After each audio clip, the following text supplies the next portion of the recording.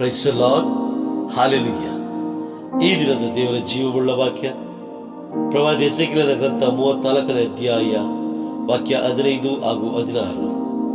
Prophet Ezekiel chapter 34 verses 15 and 16.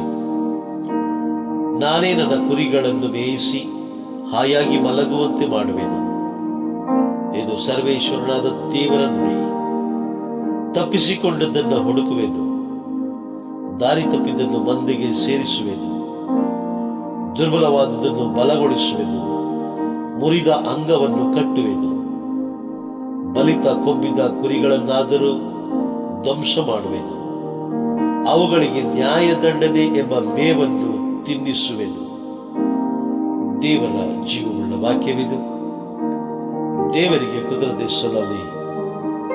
Amen, amen, amen.